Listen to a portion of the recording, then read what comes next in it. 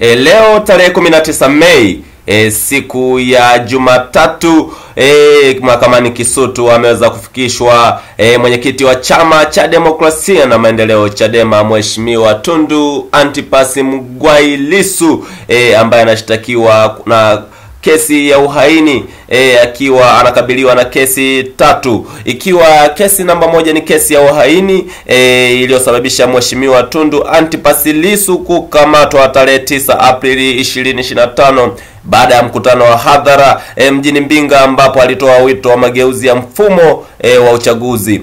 Alishtakiwa kwa kosa la uhaini ambalo ni kosa lisiloruhusu dhamana na linaweza kupelekea adhabu ya kifo. Lakini Tundu Lissu anakabiliwa na kesi ya kuchapisha taarifa za uongo mtandaoni. Anakabiliwa na mashtaka matatu ya kuchapisha taarifa za uongo kwenye mtandao wa YouTube kinyume na sheria ya makosa ya kimtandao ya mwaka 2015.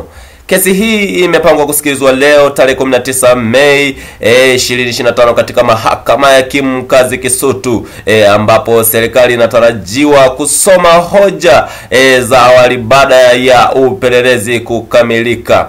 Lakini kabla hapo Lissu aligoma kushiriki katika vikao vya mahakama kwa njia ya mtandao, akisisitiza umuhimu wa kusikilizwaji wa wazi kwa haki na uwazi mahakamani. Aliamuru apelekwe mahakamani leo kwa ajili ya kusikiliza kesi hizo.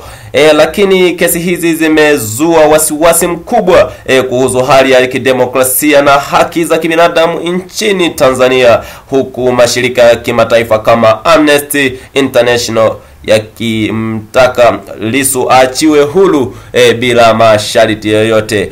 Lakini leo mahakamani Kisutu tumeona umati mkubwa ukiwasili mahakamani hapa kufuatia kusikiliza kesi ya Mheshimiwa Tundu Lissu, kesi ya uhaini inayomkabili mwenyekiti wa chama hicho cha Demokrasia na Maendeleo Chadema.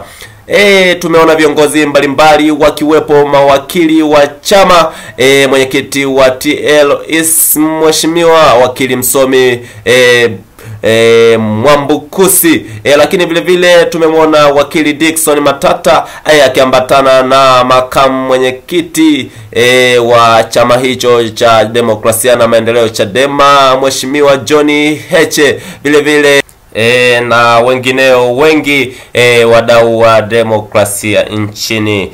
Lakini kinachoendelea mahakamani muda huu, Lissu aliwasili mahakamani saa 2:53 asubuhi akiwa ndani ya gari la jeshi la magereza aina ya Land Cruiser nyeupe. Baada ya dakika chache ndani ya gari hilo, alishushwa na kupelekwa kupitia mlango wa nyuma wa mahakama, akionyesha ishara ya vidole viwili juu, ishara inayojulikana kama alama ya ushindi au mshikamano. Usalama umeimarishwa nje ya mahakama hiyo kuu, wafuasi wa Chadema na wananchi wengine wakikusanyika kwa ajili ya kufuatilia mwenendo wa kesi hiyo. Lakini kesi hizi zinatarajiwa kusikilizwa katika ukumbi wa wazi wa mahakama baada ya Lissu kugomea vikao vya awali vilivyoendeshwa kwa njia ya mtandao, akisisitiza haki yake ya kusikilizwa hadharani. Bila shaka sisi Ilolo TV tutakufikishia kila habari itakayojiri hapa mahakamani Kisutu siku ya leo, na usiache kutufuatilia kwenye mitandao yetu ya kijamii Instagram, Facebook, X kama Ilolo TV. Vile vile usiache kusubscribe YouTube channel yetu Ilolo Online TV au Ilolo TV. Usiache kushare, kulike